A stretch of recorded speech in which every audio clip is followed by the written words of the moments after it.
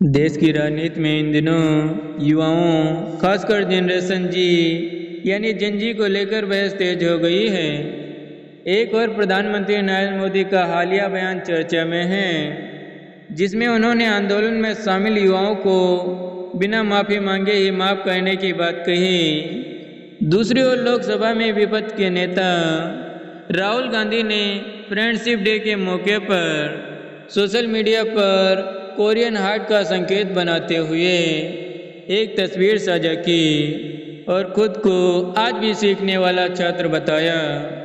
इस कदम को कई लोगों ने युवाओं से जुड़ने की कोशिश के रूप में देखा।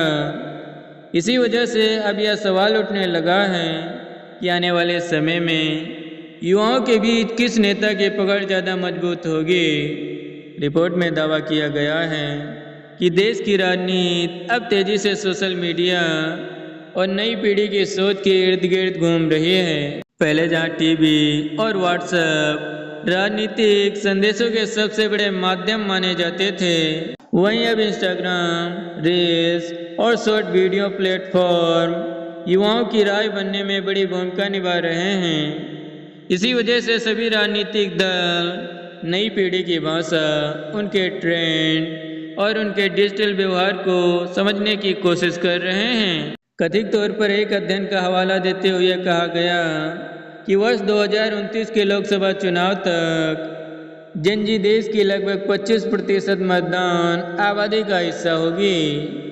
अनुमान है कि करोड़ों युवा पहली बार मतदान करेंगे और उनके वोट किसी भी चुनाव का परिणाम बदलने की क्षमता रखते हैं। वहीं मिलेनियन पीढ़ी भी बड़ी संख्या में मतदान करेगी।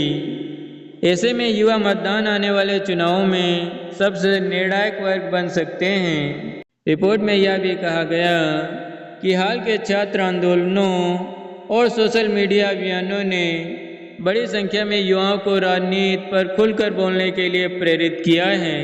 पहले जिन युवाओं को राजनीति में कम दिलचस्पी रखने वाला माना जाता था, वे अब रील्स, पोस्ट और वीडियो के माध्यम से अपनी राय रख रहे हैं। लेखक का दावा है कि यदि किसी भी वर्ग को लगातार ट्रोल किया जाएगा, डराया जाएगा या उसकी अभिव्यक्ति पर सवाल उठाए जाएंगे, तो इसका राजनीतिक असर भी देखने को मिल सकता है। वीडियो में प्रधानमंत्री के उस बयान का भी उल्लेख किया गया जिसमें उन्होंने समाज में मौजूद आक्रोश और सांस्कृतिक चिंता की बात कही थी। वहीं दूसरी ओर राहुल गांधी के सोशल मीडिया पोस्ट, उनके पहनावे, युवाओं जैसी भाषा और संवाद शैली को नई पीढ़ी से जुड़ने की कोशिश के रूप में पेश किया गया। लेखक का मानना है कि आज का युवा पारंपरिक राजनीतिक शैली से अधिक सहज, सरल और डिजिटल संवाद को पसंद करता है। इसके साथ ही कांग्रेस द्वारा प्रदर्शन में शामिल लोगों के लिए साझा किए गए हेल्पलाइन नंबर का भी जिक्र किया गया। रिपोर्ट में दावा किया गया कि विपक्ष युवाओं को यह संदेश देना चाहता है कि यदि उन्हें किसी प्रकार की परेशानी या कार्रवाई का सामना करना पड़े तो वे मदद के लिए संपर्क कर सकते हैं। वहीं सत्तारूढ़ पक्ष की राजनीति पर सवाल उठाते हुए कहा गया कि नई पीढ़ी की मनोविज्ञान को समझना किसी भी राजनीतिक दल के लिए आसान नहीं है।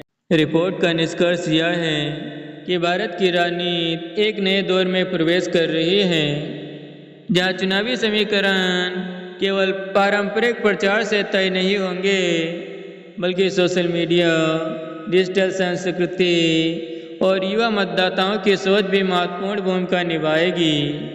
आने वाले वर्षों में यह देखना दिलचस्प होगा कि राजनीतिक दल नई पीढ़ी की अपेक्षाओं, भाषा और मुद्दों को किस तरह समझते हैं और उनके साथ संवाद स्थापित करने में कितने सफल होते हैं। फिलहाल प्रधानमंत्री नरेंद्र मोदी और राहुल गांधी के अलग अलग अंदाज को लेकर राजनीतिक चर्चाएं तेज हैं और माना जा रहा है कि 2029 के चुनावों में युवाओं की भूमिका सबसे निर्णायक साबित हो सकती है। तो दोस्तों, आपकी क्या राय है? अपनी राय नीचे कमेंट सेक्शन में ज़रूर बताइएगा।